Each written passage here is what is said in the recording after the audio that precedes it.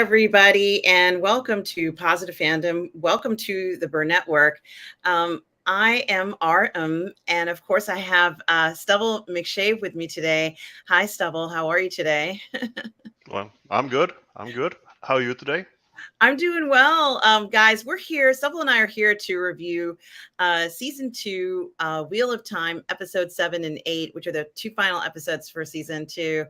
And what an incredible series this has turned out to be, Stubble. You and I were just talking about a number of different things that we saw in this series for season two. And one of the things that I mentioned was how much they put into season two. And it feels like we got so much more information, but you did mention that they had to leave a lot of stuff out as well. Yes. They're combining two books in this season, more or less, and uh, it's hard to fit one of those books into a season. And they have to rearrange things, or they choose to rearrange things, and some things get lost, and you add other things, and so yeah. But some of the complexity is lost, and some of the details is lost. But you gain other things. So yeah. Absolutely. And of course, as far as I'm concerned, I'm just so impressed with what we've seen in this series. I didn't know what I really was expecting, Stubble, but I just, everything is so different compared to the previous season for me. Um, and it's great that we've had a chance to kind of go ahead and discuss some of the details, although there's a lot, as you said, that has been left out from the book. So for those of you who have read these books, we understand certainly. I don't think there could have been a series that could have included everything. But for quite some time, Stubble, in season two, I was not happy that the Shanshan, that they went into such detail with the Shanshan and their practices. And certainly, I really was wondering where it was going to go. And I think it went in quite an unexpected direction for me. And I'm going to explain why as we start to talk about the episodes, but the last two episodes. But let's talk about this episode 7, where we finally see this incredible vision that Moraine and Suan have. It looks like it's from 20 years ago. They're young, they're new Aes Sedai, right, Stubble? Yeah, I don't know exactly how long they've been Aes Sedai in the show. This scene in the books happens while they are accepted and not Aes Sedai yet, but they've chosen to age them up in the show, so they have been Aes Sedai for a longer time. So yeah, but you see, they have no worries in the world. They just have future plans they're making, and think that life would be wonderful. But then something happens, and everything changes for them. Yeah, I thought that was interesting that they decided to actually let us see the vision that they had. And they've spoken about it. Suan and Maureen have spoken about it privately, let's say when they have moments together, the few and far between. It feels like they have few and far between moments together. And certainly during this series, we got the pleasure to see some of their most intimate moments. But I had no idea exactly what had occurred. And I think it was nice that they did this so that viewers, especially if you have not read all of the books or even any of the books, can understand what exactly they experienced and why it was so convincing to them. They ran into what appears to be an Aes Sedai and they're in the tower, right, Stubble, at least from what it looks like. Yeah, And they're talking about what they're going to do with the rest of their lives, and they're like, well, I don't want to do this for the rest of my life. I want to spend time with you, and we're going to have a great life together, and this is going to be amazing. And then right in the middle of deciding where they're picking out, figuring out what home they're going to live in, and like towels and stuff, it's almost like they're going to go to the registry to get all the stuff they need for their house. um right. this Aes Sedai kind of stumbles upon them. And certainly it is quite shocking because they're shocked by it. And this Aes Sedai is shocked by it. What she's witnessing is that battlefield scene that we saw where that soldier who gives birth to Rand. And it is quite jarring. It's almost as jarring as when we first saw that fight, earlier in the seasons, when Rand's mother was fighting, and of course his father goes ahead and I guess adopts him. But what did you think about the recreation of that? Do you think it was a good way to show it? And what do you think about the young versions of Sue-Ann and Moraine? Okay, that was a lot at once. I know. I'm sorry. Um, so just to compare how I've read it in the books earlier, it's in a scene where with the Amelin and the keeper. I think she is the Gitara Sedai, the one who has cloudy eyes, and she has a talent, as they call it, special ability of foretelling. So she can see the future or events that happen at the moment, and they come true, and so she can tell the future. And she has this big vision and reveals it to these two women. And in the books, there's the Amelin at the time swears them to silence, so they can't really talk about it with anyone. Here they just have their own, understanding of it, that we won't tell anyone, we will pursue this, and it becomes their mission in life, more or less. And Moraine is the one who works outside the tower, and Swan is the one who works inside the tower, and she later is getting raised to be Amelin later on. So she has the ability to affect things. And but the show, it was a good scene, but it was not as impactful as I experienced the other scene in the books. But it was a nice scene, and I'm glad they acknowledged the scene and had it in the show, because you get why Moraine is doing what she's doing and why she's been doing it for 20 years. Yeah, it was good to see that. Certainly, it was a lot that was going on. And, I think that if they were trying to explain their mission and why the two of them happened to have witnessed it, it was because they were together. That I feel like was fate, or, the fate of the wheel, or whatever way you want to describe it. It certainly, both of them were meant to do this, but it is ironic because neither of them wanted to be this involved in chasing down the dragon, let alone becoming the Armelins. I don't think that was in either of their desires to do as a career. I think they were going to do this for a while and then get out of there. So it really did change it. And I can see now how Sue-Ann was somewhat more forceful with Egwene and Nynaeve when they came to the tower, and how resistant they were to her telling them, this is your fate and there's not really anything you can do about it. You're going to have to just go on with things and accept what is handed out to you. And it's a little bit interesting that Moraine, who's come from a noble family, gets to be out in the wilderness and chasing out after rumors and finding the dragon, while Swan, who comes from a simple fishing village, has to do the political game inside the tower. So they shift their roles in life, more or less.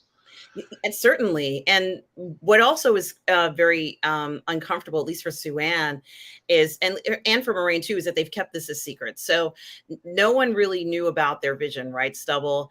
And they've had to keep this a secret, and they feel like now it's become their responsibility, I guess, to kind of be the sole people to find the dragon and kind of deal with this situation. It's been a lot for both of their shoulders to have to deal with. I'm guessing Lan knows all about it because that's her warder. Does Sue-Ann have a warder? Or is that young woman who is in, or is that just her?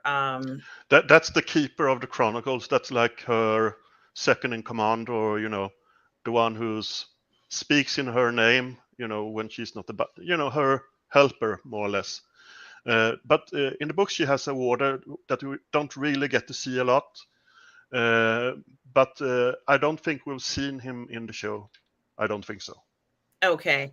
And we also have a point in the episode where Nynaeve and Kayla are still happen to run into Loyal, which was really just seems like a stroke of luck, because they still have that collar that they're trying to figure out how they're going to find out what's going on in the kennels, in hopes of possibly finding a Gwen and freeing her. But it did feel good when Loyal kind of showed up.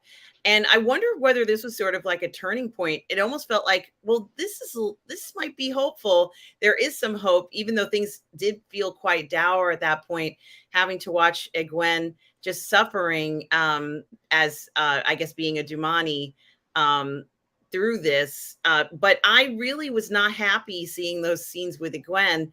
And this entire thing, we also saw some other Aes Sedai that were unfortunately made into Dumanis as well. It was hard to watch Double. That might be one of the hardest parts for me to watch in the series. Yeah. It's a brutal culture. A slave culture who have owns other people. It's a term Dakoval. It's form of slavery, and the Suldam and the Damane, the channeling slave connection there. Because it's not just that they take away. It's not just a slave. It's the total domination of a person, and which is even worse. Yeah. And just you said they ran into each other. In the show they have, I think it's 5 Taveran they go with, or 4 or 5. And a Taveran is someone who, amongst other things, twists chance around them. So unexpected things happen around them. So Rand, who is a very strong Taveran, later on in the book series, when we get further along, some things happen, like someone falls from a five-story building and survives, while another trips on their shoes and hit the head on a spike and dies. And things happen all around. That's he twists lives and twists chance, and so does the other Taveran to a lesser degree. So it's not that they just ran into each other. It was maybe a twist of chance as well. Absolutely. And, certainly, regardless of what's happening, it seems like it's incredibly tough for them in this sense, because now, you have no choice. There's no escaping what's going on. None of them can hide right now. They're in such a precarious situation. And perhaps the most precarious one, or at least one that I find really interesting, is that of this character, Matt, because I didn't know what was going to happen to him. Is this sharing? It's not sharing. I was very surprised because with Matt, it's down there. Okay, maybe I could go here or here. With Matt, I was not expecting to see what he would do. I mean, it seems like everybody wants to control Matt just as much as they want to control Rand. And that was not something I was expecting. I just didn't feel like that was the case necessarily with some of the other weavers, if you will, the users of the one power.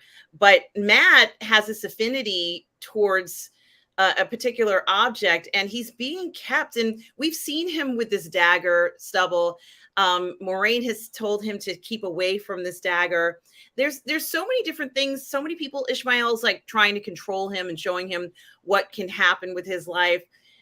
I mean, I wasn't expecting Matt to be able to kind of break free from all these people that are pushing and pulling at him.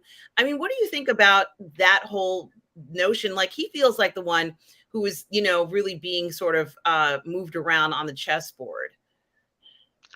Well, it's difficult to write for Matt, at least in the beginning here, because he doesn't really come into his own until a bit later into the series. I think his first point of view in the books is in the 3rd book, so we haven't seen anything from his point of view before that. And and when it comes to the dagger, it's like a junkie needing a fix. It's the addictive nature of it all, and it still has a grip on him. But he managed to resist it in episode 8. Yeah, yeah, and I have to say I was not. I don't know why I didn't think, because it kind of felt like if they couldn't defeat everybody using the one power, then the person was undefeatable or the force was undefeatable. And that's really not the case. I think what this really is about is, deciding what your fate is going to be and what actions you're going to take to do that. And we're kind of seeing that, at least from my point of view, that even when a lot of these characters are told certain things, they're doing stuff that they think is right. And sometimes those decisions work out for them pretty well. And I was not expecting that. I mean, I sometimes think you hear these prophecies and this is what's going to mean. And because of what they're going to do in the prophecy, it means things will turn out bad. But I don't really think that that's the case here. I think that this is very interesting. The prophecy does not necessarily mean things are going to be good or bad. It's kind of, a lot of how the outcome is really bases on what you do in between some of this fated item, things. And Yeah. I really like that. I wasn't expecting that in the story. Yeah, and when it comes to prophecies, it's how you interpret them. Maybe you interpret them wrong. Maybe it's turned out as it says, but you thought it was something else. And we come to the dagger. It's the abilities of the dagger, or its properties, is very different in the show. I must say, it wouldn't be able to cut through a lock and a door, or in the show, it has very different properties. But so this is this is the show, so it's different. Yeah, and I also want to say that it does feel like the men, despite let's say a little bit of kind of not nice comments towards them, with Sue-Ann telling Rand quite clearly that if he was a woman this would have been all better or whatever. And I'm thinking to myself, it almost doesn't matter at this point, because it seems like the men and the women need each other in this series. Like, this is not, it's not that kind of a world where neither could exist. It feels like they need each other regardless of whether this person is going mad or not. It doesn't matter. You still need each other. I mean, it's not entirely apparent in that regard, but you clearly have to notice it, especially with the ending of season 2. What do you think, Stubble? Well, to start with, in the first season, they had that they didn't know it was a man or a woman that was, they didn't trust the prophecies, or the prophecies were wrongly translated or copied or whatever, and so they weren't sure in the show if it was going to be a boy or a girl. So for them, a girl could have been raised in the tower and been, but with a man, it's much more complicated. I think that's what she's hinting at, for the society to deal with a man in this world, rather than a woman who's, could just be brought up like another sister in the tower. It would have been much easier for them. But with a man, it's more conflict in the story, and thereby more interesting. It is, I would say yes. And certainly because I like to see men, I like that they do have power, even though there's like kind of like a caveat, let's say in this case. It still seems like it's needed in any case. And, Sue-Ann, this is maybe one of the most surprising parts of what's happened. And I'm sure that this can't be the only time that this has happened between Sue-Ann and Moraine, is the fact that they kind of have this situation where they don't agree in how to go forward. And a thing about that, I'm not 100% sure about that, because that episode's title was Deus Daimar. Yes. And Deus Daimar means the great game, the game of houses, meaning political backstabbing and manipulation. So I don't know if things may have been set up to seem something that it wasn't, perhaps. Because in the end sequence, when Swan is on the floor, no, not on the floor, on the ground. Yes. The last sequence, it looks like she has a smile on her face. That's interesting. So maybe everything was planned, at least to a certain extent. Maybe. I don't know. That's very clever, and I hadn't thought about that. And of course, this situation where Suan and Moraine are disagreeing in, like Suan is saying that Rand shouldn't leave the city, and almost all the other Aes Sedais agree with her. They don't want him to go anywhere. They want to control him. And I guess it would make sense if Moraine, they had to hide how they honestly feel about all this, because if she doesn't do that, it's going to look like she's going along with Moraine. But then to have the Jessica show up, because honestly, that's what, Rand kind of asked for her to show up and free him from this crazy. Jessica, who did you say? It's Jessica. Lanfear, you mean? Yeah. Yeah. Well, she is Jessica, right? Like that's her. No. She's not. No.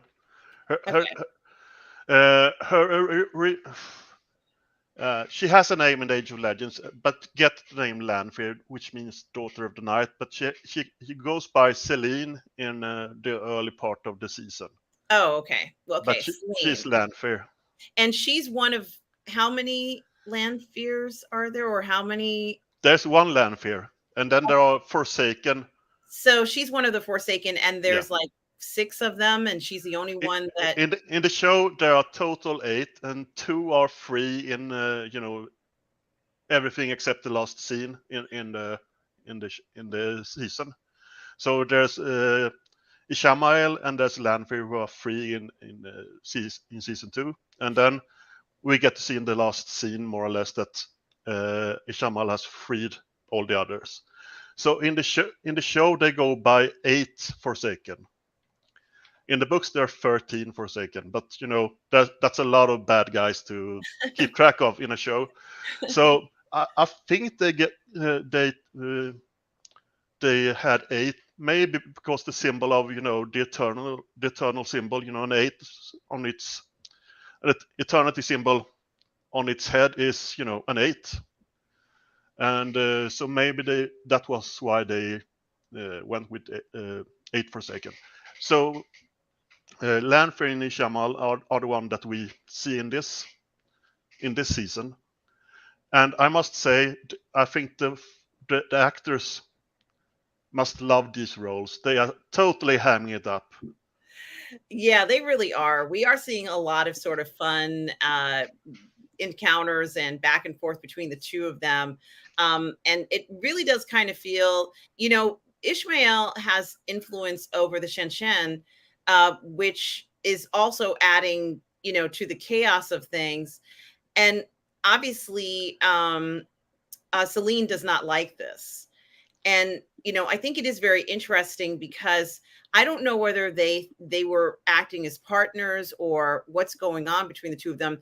But when Moraine mentioned that they used to be very close and kind of like very good friends, it's pretty clear that they're not exactly kind of working together. What do you think? They have the same master, the Dark Lord, kind of guy. But there was always strife between all the Forsaken. They worked against each other just as much as they worked against the good guys. So they can't trust each other. Yeah, and I can understand why. However, she ends up being quite an influence when Rand calls to her to free him. She goes and pretty much ensures that there will be enough chaos for her to intervene as some pretty incredible things happen here. Moraine and Lan, along with another Aes Sedai, are trying to get Rand out of the city so he can be announced as the dragon.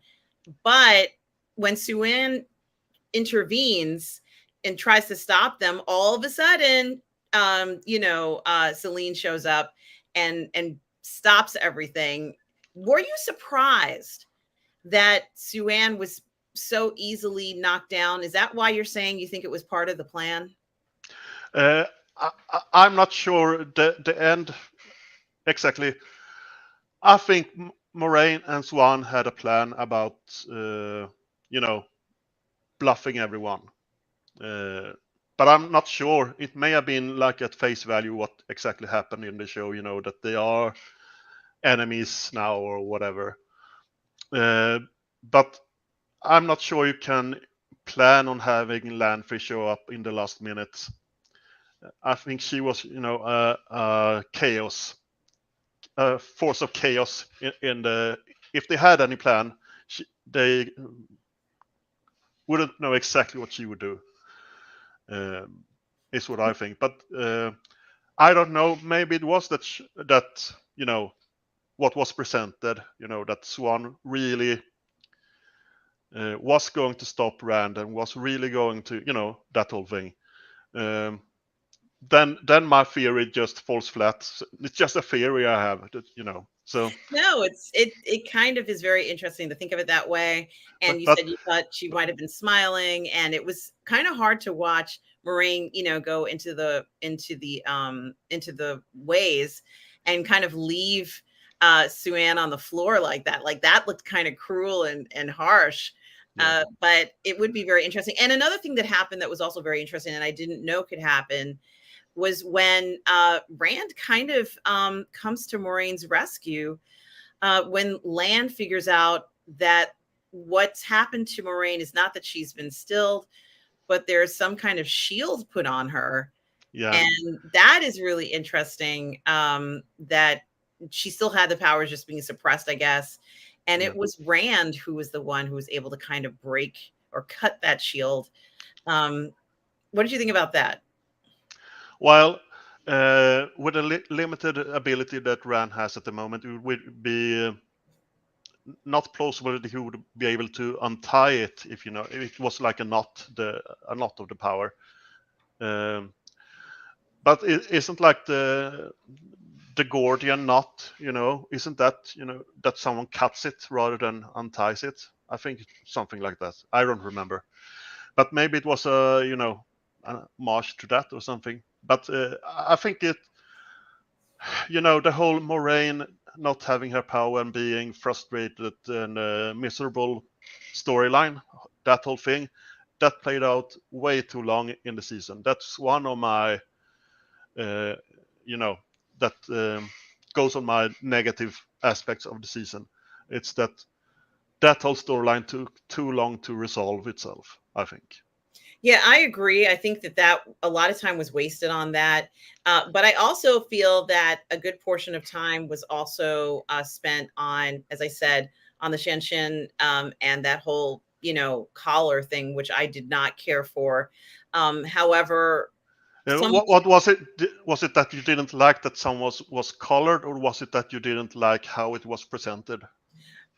I felt like they could have, it wasn't necessary to show it in the series. Like it felt like an extra add-on. I think that the details were not needed, but it was, it was interesting, but I don't think it added anything to the story necessarily.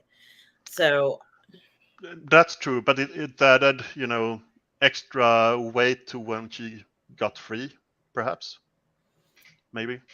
yeah, and I also thought that the collar, I had like this odd sense that the collar, they're like, it can never be removed, so therefore you can't ever defeat it. And I didn't know that if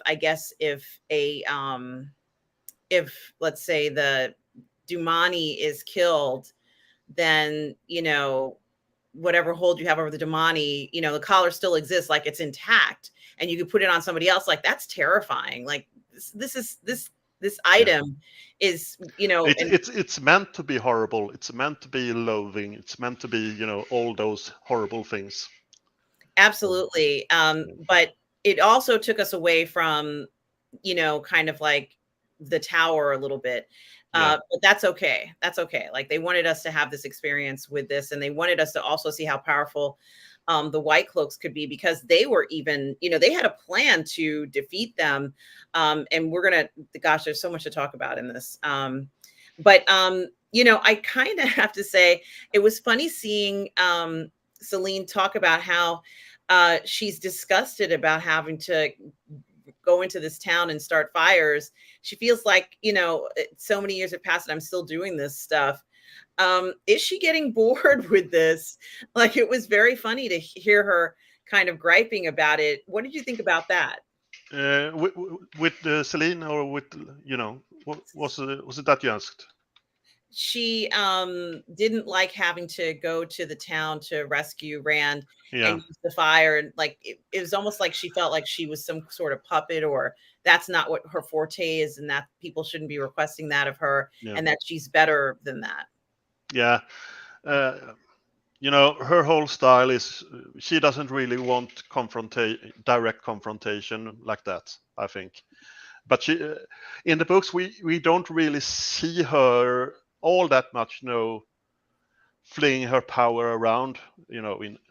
She's more in the shadows, manipulating things. But it was good to see how far above the the Forsaken are much higher in capabilities than your average Aes Sedai. For example, when Moraine was opening the gateway to To their ways, yeah. yeah, she took like 20 seconds or half a minute for her to open it, and Lanfear just went and did a finger twitch, and it was open, more or less, which shows that her capabilities far outranks present day much weaker people. Yeah, that was impressive, and I would have thought that the Suan would be the most powerful Aes Sedai out there, like, and no Yeah. one could really defeat her. And I guess that's not the case. So that did also surprise me quite a bit. But it's also kind of interesting too that we also have even more drama with Moraine's family. And it turns out that her nephew, who's going to be or is supposed to be becoming king, it turns out, Stubble, that he really is working with Leandrin. Yeah. Were you surprised by this? May I wasn't surprised that he was a so-called dark friend, but that it was what's her name? It just from my mind. His you mean Barhaney's? No, yeah, Parfenas, I had no question about. I know that he was a dark friend from the books. Yeah. But I didn't know how that would be revealed, and who would reveal it. And I'm not sure that all that many book readers knew that Barthanes and Moraine was related. That's not really explored. If you look the family ties and so on, you work that out. But most people, I think, didn't know that. But in the books, Barthanes is much more assertive character from the beginning. Has a mansion. Moraine's sister is never mentioned really in the books, so he has a mansion, and he holds a party where Rand attends with a lot of the other characters, and we get the sense from that he's a dog. He more or less says out loud to Rand that he's a dog friend. So I wasn't surprised that that would be revealed, really. Yeah, I mean, certainly, I was not expecting to not only see his what he was doing, more or less, if I can say that. I didn't know, because in the beginning of the season, her sister was saying that the reason why they've gone so far is because of her actions and, let's say, political intrigue or whatever it is, currying favor to try and win over people so that her son would be the next king. And, of course, this takes a kind of a really bad turn, doesn't it, Stubble? Yeah, and it's like he's in a bad version of the Masons or something. so powerful people are pulling strings behind the scenes that Moraine's sister are not aware of. So that's part of why they have risen in society from the low point that they were thrown down into. When the reason being that their uncle is the reason that the war happened 20 years earlier. Yeah, and of course, Leandrin comes to visit, and Maureen's sister has been trying to reach out to her and have this sort of closer relationship, and it doesn't seem to be happening. And ironically, however, she can't help but be involved in this political nature of their family. So when Leandrin stops by, she tells the nephew, let's say Maureen's nephew, that she needs to speak to him privately, and his mother is shocked by this. But fortunately, she listens in and finds out that he's been ordered to get rid of Maureen, as well as his if needed, as along with his mother, so to speak. So that was really shocking. But what was even more interesting was his mother's, action. I love that she was like, not, that's not happening now, mister. She kind of locks him up. Yeah. Um, And that's the thing in Carrion, where they play the ASMR, the great game of houses, that everyone listens on everyone. There's no secrets really, So so that's why I think that people were listening in on Swan and Moraine, in the episode. And so anyway, yeah, and Barfanas, I think that his mother was surprised by his assertive tone, asking her to leave, because he's been a milk toast earlier in everything, But that was assertive, and that was a new tone that she probably haven't heard from him earlier. Yeah, perhaps not. And certainly this was something that I would never expect him to even try and attempt to hurt his own mother for this purpose. And then he even tries to credit the reason why the family is doing well is because of his actions with, I guess, Leandrin, which I think is maybe a little unfair. I don't know whether that's entirely true. But it doesn't matter. I think that at some point, he should have some loyalty to his family over Leandrin. And I wonder how long, he's been doing this, like how long has that been going on? So it is kind of shocking. It didn't look like that was the case from the beginning from watching this, but another kind of interesting point, and as I said, I'm not going linear STUBBLE at all because it's impossible to. We find that Nynaeve and Elaine, after they run into Loyal, they still have that collar, and they end up putting a collar on someone and trying to find out more about these kennels. What did you think about this? Because this was really interesting. Something that I've noticed when, not just for Egwene, but also for Nynaeve. And this really was really interesting because when they were at the White Tower, it's not that I'm not going to say that they had difficulty channeling, but it was almost as if they didn't have the ability to just channel whenever they wanted to all the time and do what they wanted. And clearly Egwene, it looks like maybe she's gotten stronger from being put in this. Has she? What's going on with it? Yeah, she's been, forced to channel as much as is possible, which in the tower they are much more careful with the, gaining abilities. Whilst as Damane, she's forced to do her best all the time, the strongest weaves and so on. So yeah, she's certainly leveled up during her captivity, which lasted for quite a while, it seems.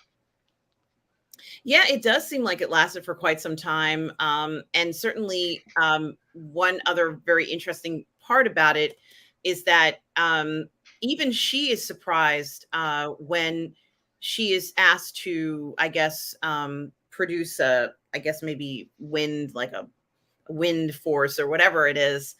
Even she's surprised at what she's able to produce. I'm not surprised by it because I think that the only way she would have ended up at the White Tower is if she was or had the potential to be a strong channeler.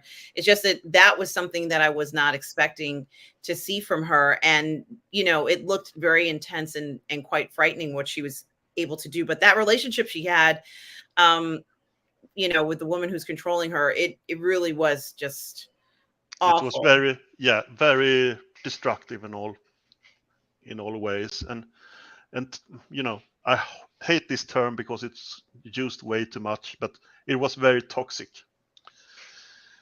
the relationship. But yeah, because her master wanted to be her friend, but at the same time wanted to be her master or mistress or whatever. But you know, that doesn't really work. To be friend with someone that you control. So then have they gotten stronger? Is it just something you think would have happened naturally over time for Egwene and for Nynaeve?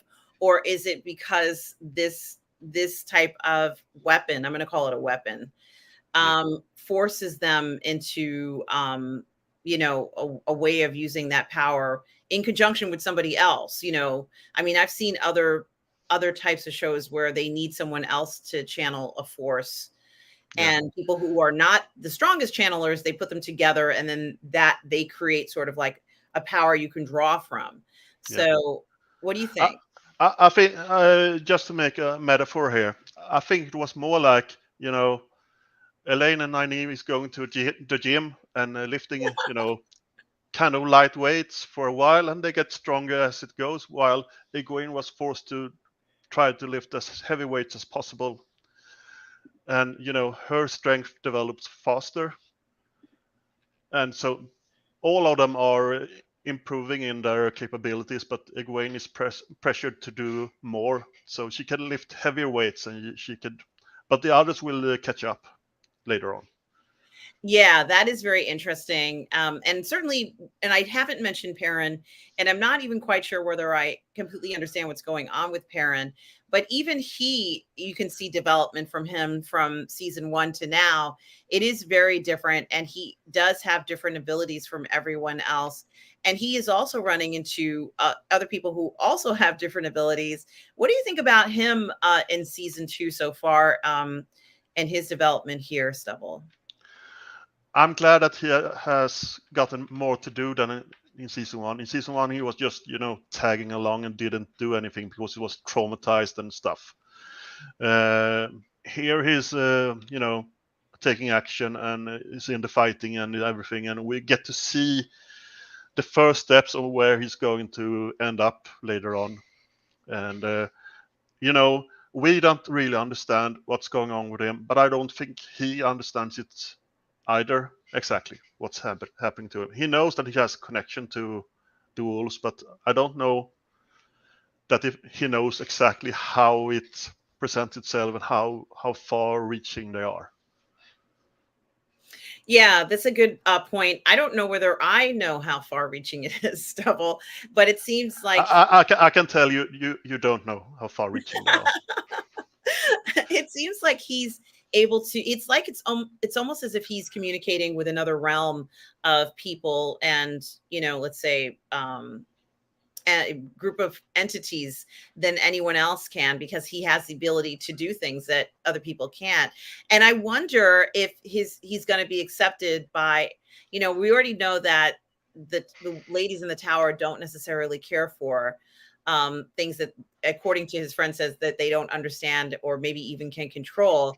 But it didn't really feel as if he was going to have trouble being accepted by his friends when, you know, you have this where they all get reunited. And there's quite a climactic scene where he runs into Matt. And, you know, it was almost as if that, you know, Team Perrin was back, although Matt wasn't necessarily with them at first. But this horn, Stubble, this Yeah. horn was incredibly important. But I thought the horn, and correct me if I'm wrong, I thought this horn was supposed to be used at the last battle. Maybe I'm wrong. What did I get wrong? I thought that the horn was something that they were all supposed to use at the last battle, and it would be needed for the last battle, meaning like the battle the dragon has, the very last battle. What is going on here? Well, It would probably use that in the last battle, but that doesn't say that it can't be used earlier as well. Okay. And it was very different. It was similar but different in the books, that they were in much more dire need, I would say, than he was here, more or less. But you know, the in the words for the horn, it's, you know, blow only on the horn when you think of salvation or something like that. And he was, you know, thinking of both his own and maybe Rand's salvation when he blew the horn. So they came to his assistance, and yeah. I was very impressed with his notion of what to do. I wouldn't have guessed that, you know, and of course I'm not showing it here in his hand. He has a staff. On the end of the staff is the dagger that he's not supposed to touch. And so Right. he very cleverly ties it to the end of his staff. And I said, this is brilliant. He's Yeah. improvising. He's attracted to this weapon, but as long as he keeps it at a distance and uses it when needed to, you know, benefit everybody versus himself, he's looking at it as, this could really help me out. And it does. It gets him out of his prison cell. It gets him through the hallways. It helps him defend himself.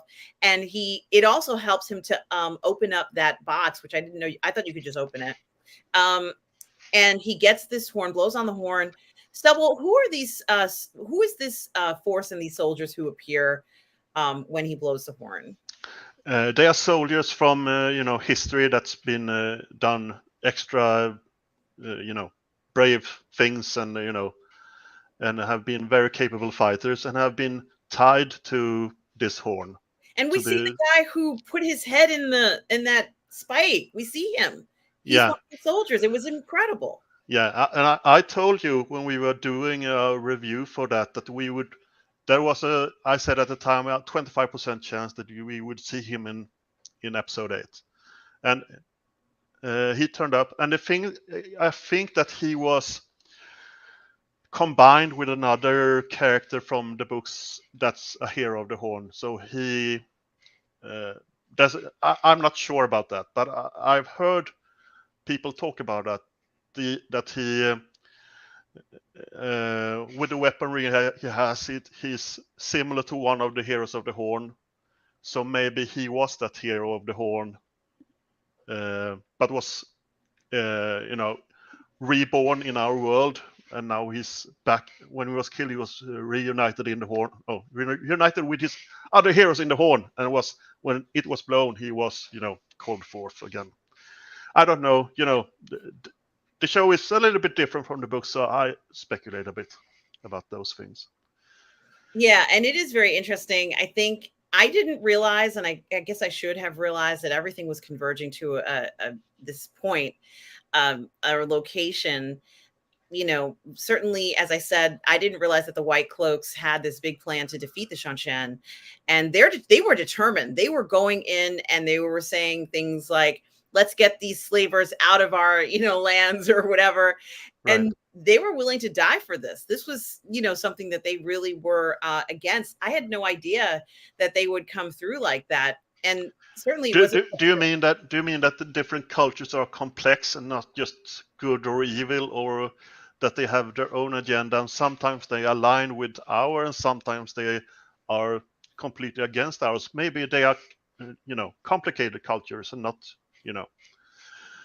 Absolutely, Stubble. Yeah. Yes, that's exactly. And the Shanshan, again, if they didn't have slavery, they would be a pretty okay culture to some extent. Yeah, I suppose that may be true. They do have a rich culture. They are very different. I think however, they have slavery. They do. And yes. Certainly they have a complex hierarchy of how they run their empire. And as you said, this was their scouting group, which is just a small portion of everyone. But to be honest with you, I think that they are very confident, even though they have to, let's say, fall back maybe this time. I don't think that this is going to be the last that we see of them, but the White Cloaks impressed me very much in the fight here. And certainly, you know, they whatever their motivations are, let's say for going against the Shanshan, which obviously is they don't believe in these guys and the way that they operate their kingdom. I don't know what's going to happen when they they might take hold of the city, because they said they wanted to control it, right, Stubble? What happens then? Right. And I just caught Darth Plato's comment here that they said they seem like Knight Templar and Inquisitors. I just addressed that first. That was one of the sources that Robert Jordan drew from when creating the Children of the Light, the White Cloaks. But there were other sources as well. But that's a heavy influence on them. Right. What was you asking? I completely forgot. No. I was just curious as to how things would change if the White Cloaks now control the city. And, it is very funny because certainly Moraine and Lan were sort of cast a little bit distance away so that they wouldn't be able to interfere with what happened. But it didn't seem to stop Moraine from being able to go ahead and channel the one power, go ahead and make a difference. In fact, she had a very unique point of view of, let's say that the top of this tower and the harbor where all the Shanshan boats were. And it did make a huge difference in the outcome. What do you think about that, Stubble? Let's start with the White Cloaks, the Children of the Light, having control of the city that you mentioned. I think when they're coming to save you, it's a good thing. When they're occupying your city, it's not a good thing, because they are looking for dark friends, and they make up their mind on who is a dark friend, and then they beat the shit out of you to prove their point. So it's not a good thing to live under their rule, but it's nice when they save you from someone else that's bad. So, but with Moraine, that was one of the gripes I had with episode 8, that her whole channeling bit, I didn't like that bit really as much as the other things. And especially not the last thing she did with the dragon, which we may come to later on. But that's probably because of my book prejudices, perhaps. But I think she was a bit overpowered with taking out the ships from what she could do earlier, channeling from that distance and having that effect. I would have liked to seen something different, but I watched this episode two times. I watched every episode 2 times because the first time I mentioned this earlier. The first time I just register what's different, and so I watched it. Then I watched it again to see it for what it is when I know what's different, and it played better the other time around. Every episode plays better for me when I see it the second time, because then I know I'm not looking for a special scene that I don't get. Because one thing that I'm sad that we didn't get, and this will be a spoiler for someone who's going to read book 2, but Ingtar, who dies, I don't know if you remember who Ingtar is in the show. He is one of the Shinaran soldiers who, in an earlier episode, he walks around with Loyal and they discuss things, and now he has taken on an armor and fights with Perrin and the others, and he goes down in a fight, screaming his house name and fighting. But in the books, it's revealed towards the end that he was a dark friend. He was a bad guy. Oh. But he has a moment of he dies so the others can escape, and he has he has a redemption thing that's left out of the show, and that redemption thing is a very big thing in book 2 that doesn't happen. I think it is I will get a little side thing here. But in the books, he has a conversation with Rand where it's revealed that he is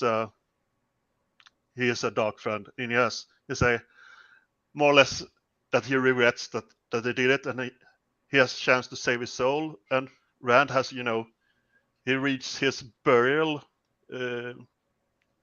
speech for him that they say when they bury, their fallen. Yes. And it's a very emotional thing in the books, but that was totally left out of the show, and I was missing that first time I watched it through. And then the second time okay, so they are not having it. I don't have to look for it, so I can focus on the show instead. And so it played for me better second time through, but I'm still missing that they didn't put that in the show, because it was a very poignant moment. You almost tear up when you read the books. Wow. Yeah, that would be something I think that they could have put in. That would have been nice to have seen. Who knows what's going to happen in the future, but certainly that elaborate dragon, fire dragon, certainly got the message across to everybody. The declaration of I had problems with that thing as well, because in the books they have a physical banner, big banner, and I thought the CGI for the dragon was not 100%. It felt CGI, but I know it's very difficult to get this thing, have a physical banner, make it function for what they are doing. I get it, but that's one thing I'm not 100% on. But rest of the episode, most of it, I thought was pretty good. Yeah, and one thing I am going to say is that I really do have a different view of men and the one power in this series. I think that I don't know whether this is true in the book, let's say the following books, but it is a very different portrayal of what I thought the one power for men to channel the one power is, because you're kind of like told that it's going to cause a problem, but in actuality I guess there's just so many men who are channeling the one power, like it's the norm, like these men exist. And it is very interesting. I for some reason I was under the impression like you find someone who can do that and then they're taken and you never see this guy again, and I don't really think that's the case. I think that they just are around, and it is interesting, somewhat more interesting, that they could be anywhere at any time. I mean, what do you think, Stubble? Is that true in the book as well? Well, there's constantly people, men who can channel. The thing is that the vast majority of people who can channel don't channel, instinctively. They have to be taught to channel. They have, someone says, "Oh, I can see that you have the potential to channel," and then they have to learn it, and then they have to go through, the White Tower if they're a woman. But for the men, they don't have an organization, so they don't find people who can be taught. The only one who's, who they see are the one who learns it instinctively, which is a very small number of everyone who has the potential to channel. That's why there are way fewer men channeling than women. If the men were looking around for men who had the potential to learn, they would find just as many as the women. Yeah, and that's what's so interesting too, is that Rand, and of course you and I did talk about how he was able to cut this shield, but the fact that he was even able to look at Moraine and see something, I didn't even know he could do that. There's a lot in it that I was really fascinated by. And of course, Rand is still at the level of, I don't know what's happening to me, like he's still, and I think Stan made a good point about 6 months down the line, and he's still quite, very in the dark about what's happening to him. I don't think he's ever really going to learn anything from Logain, to be honest with you, Stubble. But I think it is interesting that, they need to help him. And, of course, I have the group shot here in this final photo of what happens. Of course, the team comes together and, defends themselves, and they have to be a team, which is great. But certainly he probably knows very little. And his relationship with Celine did not help him to get further understanding of what's going on, because she hid, her true identity from him, more or less, let's say. Yeah, but You also have to think that he thought when the season 1 ended, he thought that he had won. He thought that the Dark One was dead. Yes, that's true. So he didn't think that he had to train for anything.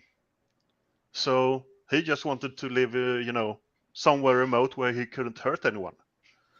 And Yeah, and he yeah, does tell Egwene that when he sees her. I really do love how he kind of sees her in the city when she's still under bondage, and he's like, "Oh hell no, I got to go get her." yeah. And he goes and he defeats a whole bunch of the Shanshan warriors. That's one thing. His abilities shift very much. You don't have a gradual, competence level, because that was very sophisticated channeling from him. Hitting 10 or so people at once. Yeah, Whilst he is not incompetent, but he's not, sophisticated with the power otherwise. So there's not a linear progression really in the show really, which is a little bit of a bummer. But and that was totally on a march to Indiana Jones, shooting the one with the sword.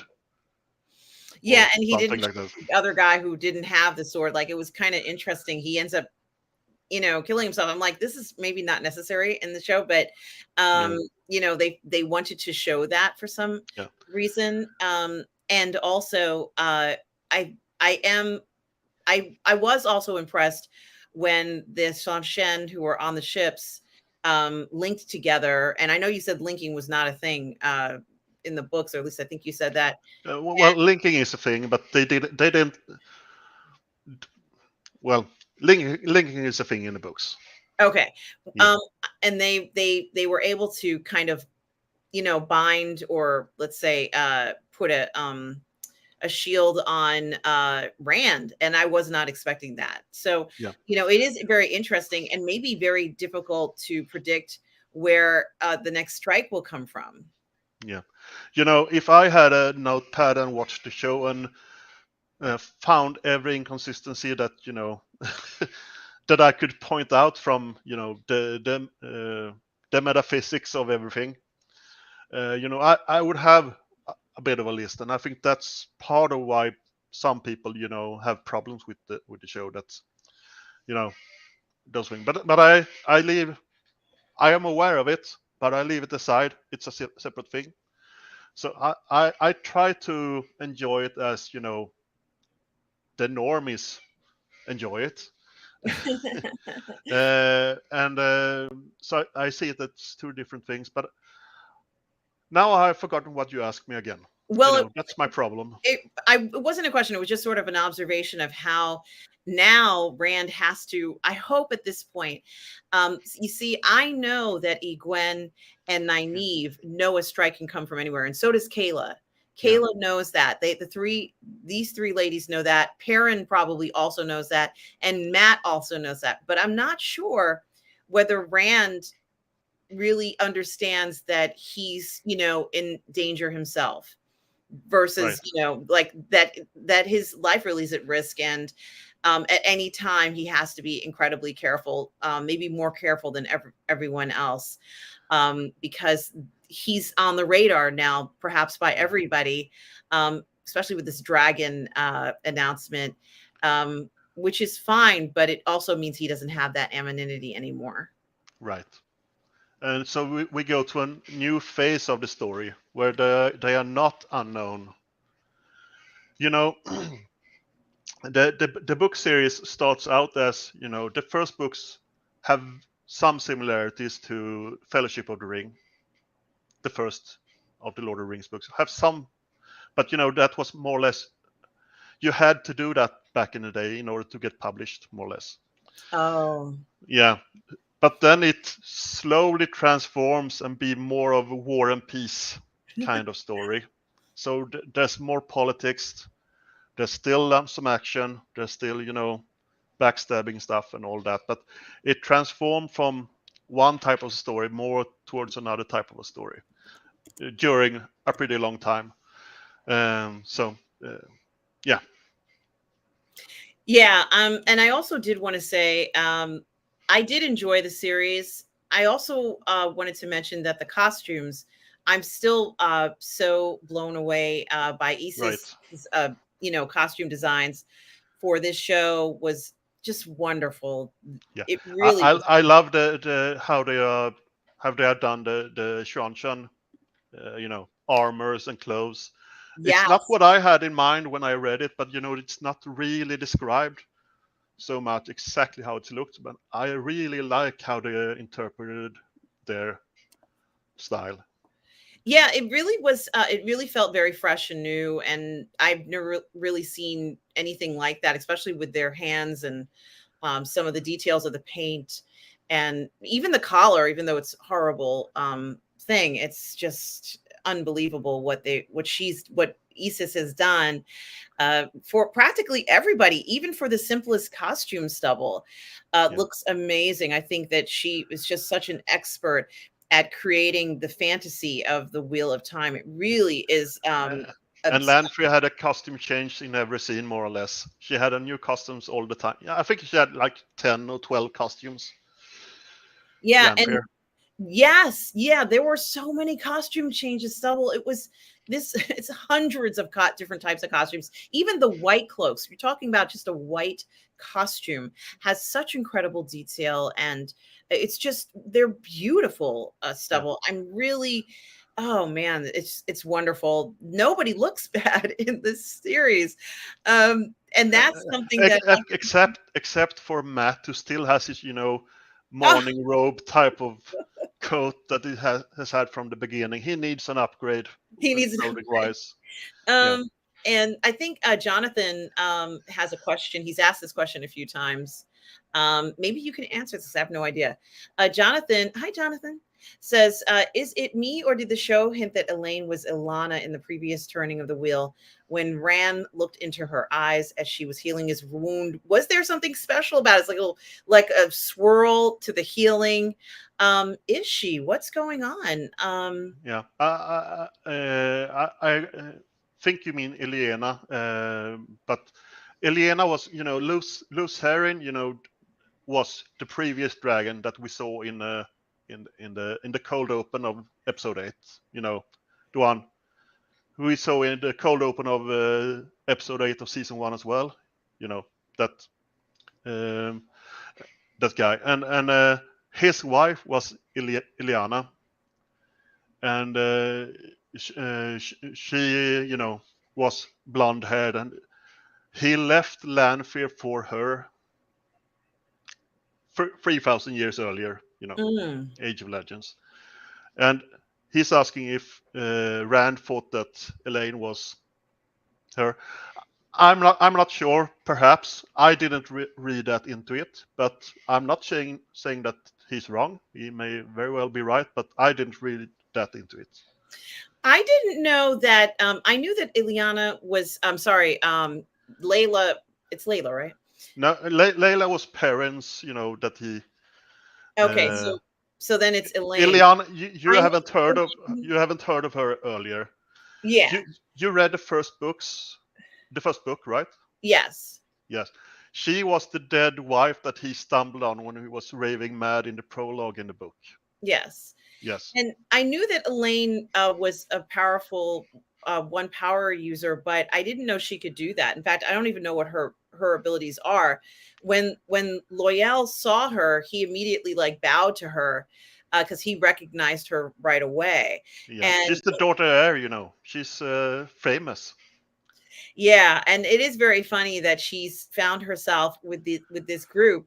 Stubble, is she part of this group now? Well, yes, she is more or less part of the group. She's in the Egwene Nynaeve group. She's not with the Perrin group yet. Okay. So she Okay. doesn't really know Perrin and Matt and Rand, but she knows the girls from the tower, and so she's getting into the group. But she also seems like the person who knows of all the young one power users. She seems to be the one that's most informed, and Yeah. certainly when She's, she she's the has. only one. She's the only one who had a formal education. Yes. Yeah. And certainly when she gets that arrow in her leg, and this was for some reason there was some significance to this when she tells Nynaeve, she says, don't worry about trying to channel right now. Just work on me as you know, a healer. I can't remember what she called it, wisdom. Work on me as a wisdom. And she says, okay, this is what we would normally do. And it was very interesting to see. It seems like Nynaeve is gonna really wear many hats. I don't think that this is even the end. She's been a Dumani you know, controller. Like, she did that. Yeah. She's been a one of the most powerful channelers in thousands of years. She's still a wisdom. Gee, she really has she's wearing a lot of different things that she's going to have a huge amount of responsibility. And one final thing I was going to say about this is that, of course, Moraine and Lan finally connect the bond, which was, I'm not unhappy about it, but I was kind of, I don't know why I was hoping that you waited for the romance to continue, yes. right? They will milk this romance for many seasons yet. I really wanted that to happen. I wanted them to create a bond and all that good stuff.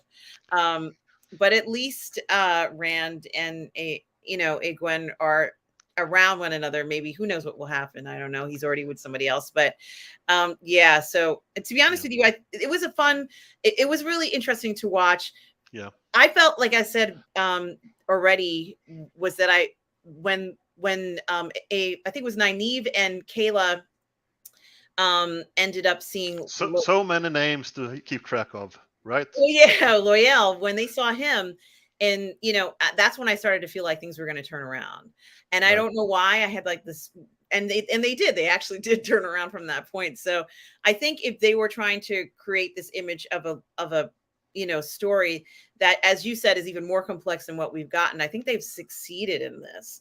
And certainly, maybe the fire dragon at the end was a little cheesy, but it had to be something on television that you couldn't deny that it was an announcement that he's a dragon. Like, it had to be something spectacular.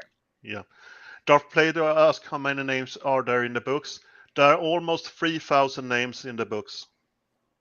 But some of them are like, the doorman, the guard at the door or something that got the name. That doesn't matter really.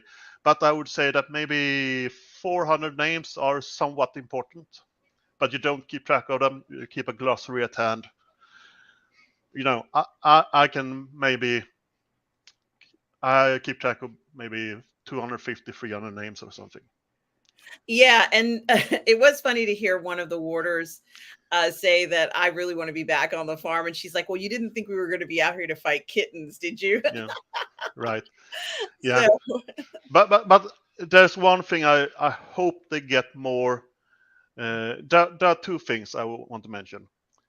The first thing is that some things happen to Matt that would happen in the next season, like the staff with the knife. He gets a spear at a certain point in time. I don't know if they're going to change that so he doesn't get the spear, but that's connected with something I don't hope they cut from the show. Oh. And for those who have read the books, I can say I'm talking about Finland, Snakes and Foxes. For those who haven't read, they don't know what I'm talking about. For you who have read, you know what I'm talking about. I don't hope they cut that bit, right? So that was one thing. I don't hope that.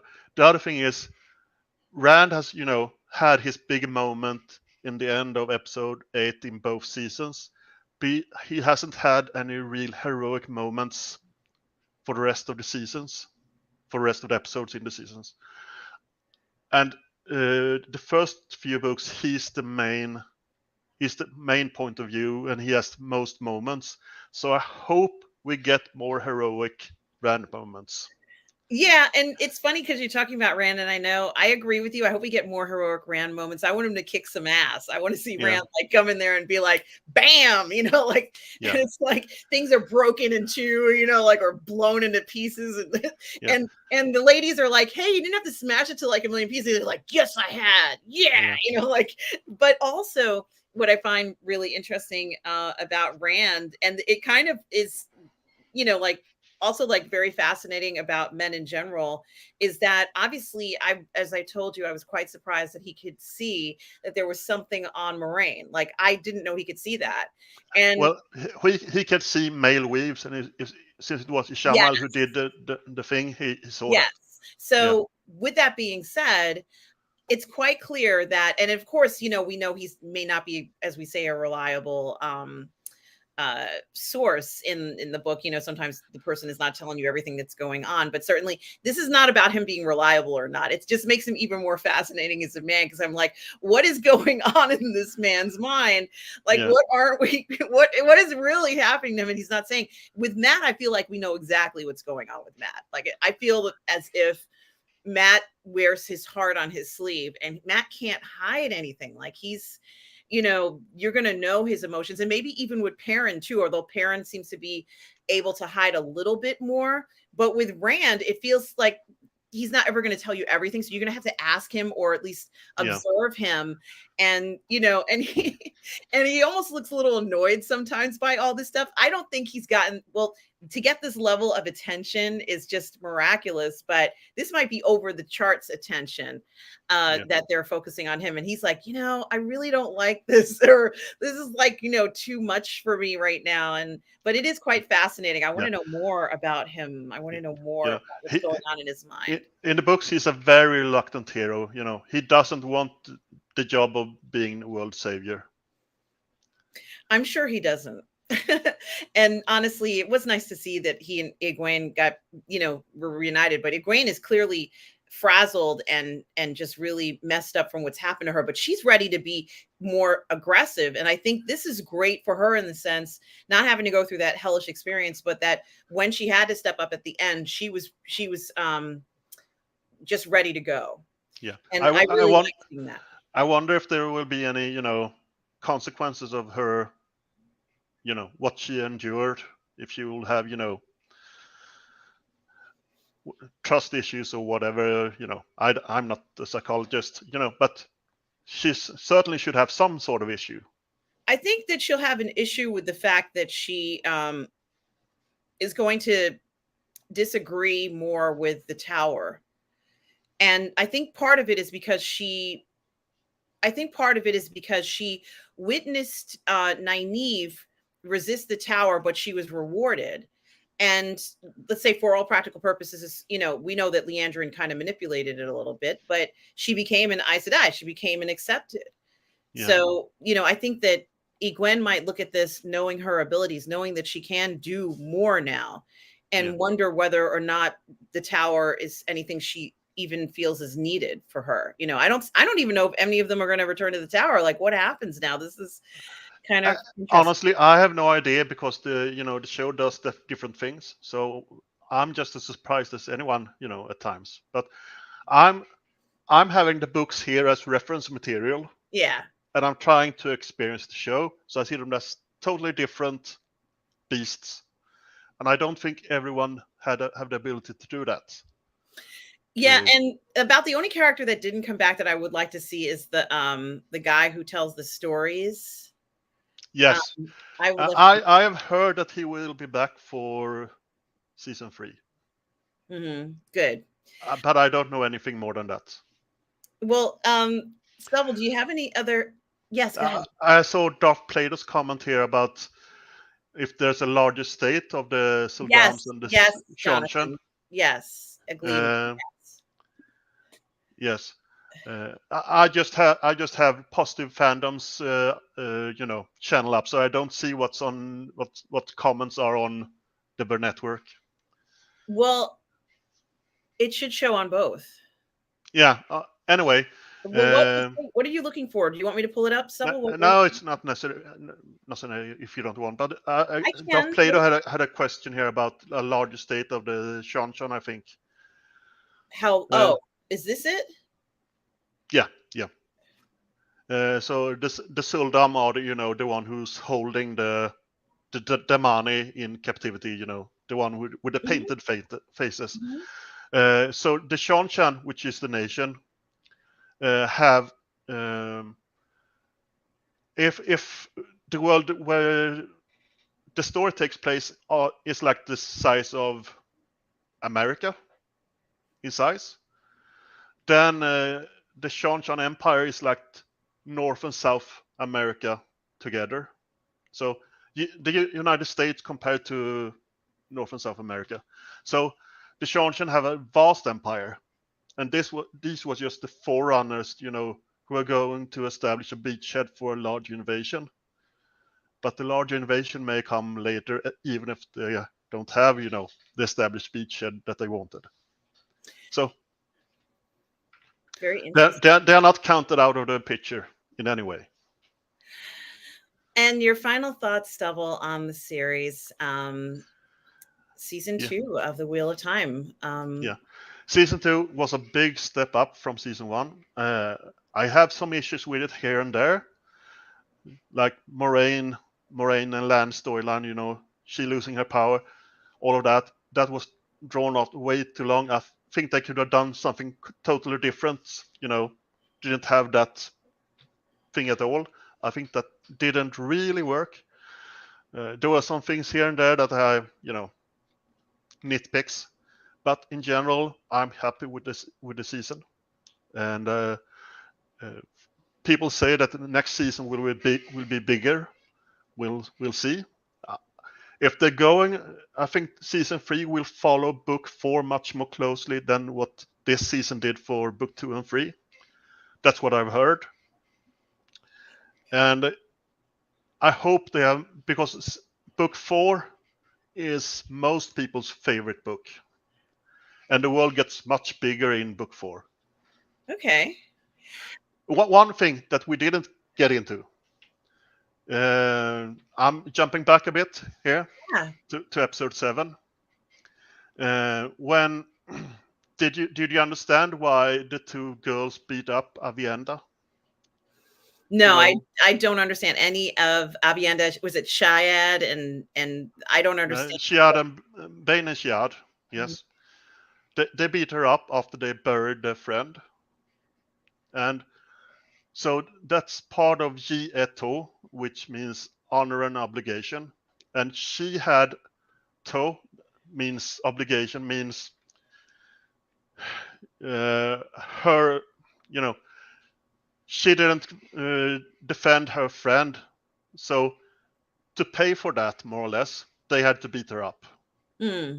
So she had performed a sin, or what you call it. And after they had beat her up, she had paid her sin. Interesting. So you can either, if you do something wrong, you get a beat down. Yeah, or something else. They were limited to what they had. They have also things that they have to serve 1 year, as more or less a servant, which is, humiliating for someone who is a warrior. Have to. It's not really a servant, but kind of a servant. So they have different things, but they couldn't do that, out in the wilderness. So one way to raise 1G and lower one's toad, it's to, get a beating for nothing. It feels their code of justice, or their code and how their society runs, very interesting, but they seem very tight, a tight bunch. Yeah, that's very interesting to find out. And certainly for me, I'm more intrigued with the men and their use of the one power. I'm more fascinated by it because we're learning more and seeing more about what's going on, and it feels like it's almost a secret. Like a lot of it is very secretive. Whereas with the if we get season season 4, 5, and 6 and so on, you will see a lot more of that. Okay, because I think it is really interesting to see what they can do, because obviously they do have strength, like they're strong. So this is in general, there's also differences. I know we're dragging things out there, but there are differences. Women are usually more strong in air and water, whilst men are more strong in earth and fire. So there are differences between them, and yeah. But anyway, we'll get more of that if they are renewing the shows for more seasons. And can a man be collared by that thing? I mean, if they're not in the books, but I don't know what they're doing with the show. It's something to think about. But there may be other things that can trap men in similar ways. Yeah, I Mainly. don't want to trap them, but you know what I mean. Like I'm just curious because they said it can only be somebody who can channel. And Yeah. now I'm rethinking everything because there's so much about men's use with the one power that is unknown at this point. Yeah. It's kind of fascinating. I want to know more about what the men can do. So I have to You say, just have to read, like 5 books more than you read or something. are they on audiobooks? Did Yeah. Rosalind do more? She's done book 2 and 3, I think. Okay. So then I'll be able to listen to those. So book 2 and 3 covers more or less what season 2 was. Okay. So But maybe they didn't take that much from book 3. They just picked, cherry picked some things. Well, Stubble, this has been so amazing this season, and like I said, the I think the production was great, but those costumes really were stunning and beautiful, and Isis deserves an award for what she's done in seasons 1 and 2. I don't know, maybe she'll be interviewed by Robert soon, who knows, but honestly, this is just some of the most spectacular costumes I've ever seen in my entire life for a fantasy series, Stubble, to bring it to life, to bring it to, it feels almost, the costumes almost feel cultural. This is, something that I don't always experience when I watch a show. And this really was, I was just blown away each time. And I know I shouldn't say this, but a lot of times I was looking at those costumes really carefully. Stubble, even you admitted that you saw some things that were pretty spectacular looking. Yeah. I was not expecting this. It's been enjoyable to see someone put that level of expertise and just talent into something that is so extraordinary. Wow. Another thing I want to mention is the soundtrack, because it's there may be better soundtracks out there, but this is very unique. It has its own style. It's not like anything else out there. It is very unique, and you're right, Stubble. And certainly, as you said, something else too, and I'm wondering if this ties into it. When they talked about how they were going to create the soundtrack, they spoke to fans like you, super fans like you, and other fans who, what they listen to and what they think it should sound like. And what do you think that the music would sound like for this group or for that group of people? And I think that's really interesting. They didn't really reach out to the fan base for the music, really. But for many other things, they did, prod our thoughts and feelings about things. But the music was, I would say that we all were a bit surprised by that. Oh. But, so I'm saying it's not necessarily better than anything else out there, but I think it's interesting because it's very different. Yeah, that is the truth. And certainly they put their best foot forward in making this production spectacular. Stubble, I mean, so much effort was put into this. I really think that this is a benchmark for, regardless of whether you love the material or not, I think that this is a benchmark for excellence for a series. And I think it's just done so beautifully. I have to congratulate them for all this hard work that's come through, regardless of whether, you like the show or not, whether the storyline is your favorite. You can't deny the effort that was put into this. It's just really impressive and on, the best level I've ever seen. So I've just been enjoying that aspect of it as well, Stubble. So that's one thing they could have done. Include a map or something to get us reference points. Well, what I noticed is that when I would have liked a map, yes. Yeah. And when you watch it on Amazon, it does tell you what town you're in oftentimes. And that's like, oh, okay, good. I think we're in, yes, we are. So maybe it's something we could mention to somebody. and the settings is very different from each other, I think. You instantly get where you are, more or less. Exactly. Yeah. So Stubble, this has been such a pleasure reviewing this series with you. What did you say? What you thought of the season? I don't remember if you said.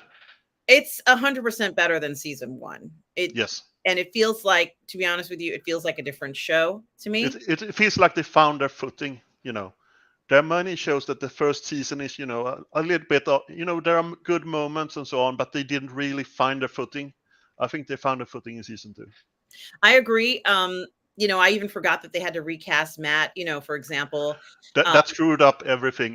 They had planned for another's first couple of episodes, but since that happened, they had to rewrite all of that stuff. Certainly. And I know that and I do sympathize with fans who, felt that there should have been very specific scenes from the books in the television series. I sympathize with that. Yeah, I totally agree with this. This is not anything I disagree with, but for whatever reasons they made decisions, and season 1 must have been a difficult season for them to do. I'm convinced that was one that had a lot of challenges, and atypical challenges, not just the notion of an actor having to leave, but also having to change, entire scripts and rewrite stuff and refilm stuff and revisit stuff and COVID and all of that. Yeah. Stuff. So for what they had to deal with, I understand. But certainly if 2 is more of what the series is like, I think it's going to be a much more enjoyable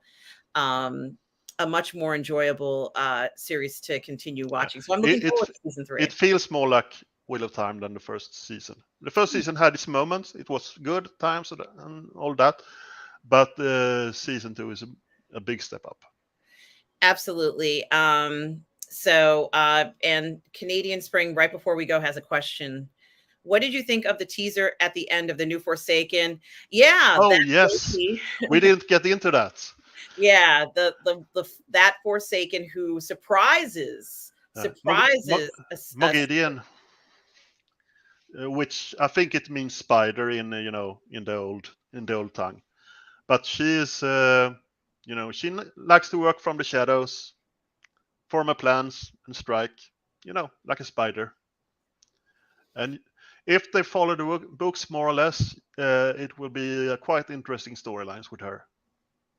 It should be interesting. And, I think if anything, I don't think that they're in danger of putting too much in the episodes, but I also think that at some point what they decide to include and not include, is going to obviously shape a lot of how the series feels. Like I said, I was not necessarily too excited to see the slavers in the series. However, I didn't know that we were going to see, let's say a Gwen so changed from that and ready to now channel. Like, it's changed her.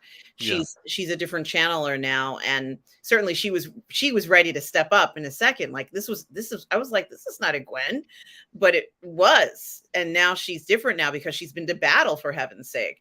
This has been something that I don't think she would have gotten that kind of training in the tower. Stubble, what do you think?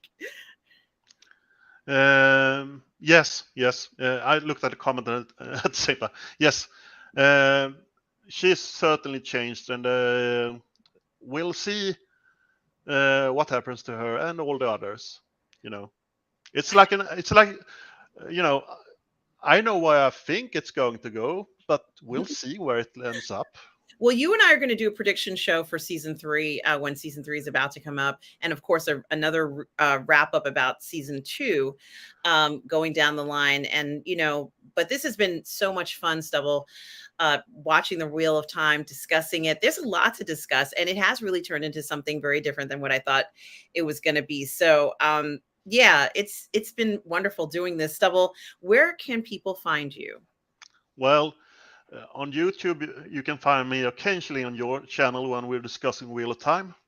Otherwise, I'm on Twitter, that some people call X, and it's at TOMP115.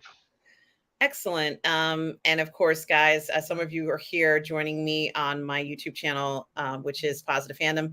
But many of you are also here on the Burnettwork as well. It's streamed on both channels at the same time, guys. So please do subscribe to my channel, Positive Fandom. I certainly would appreciate more subscribers. And if you like programs like this, I'm going to continue to do things like this.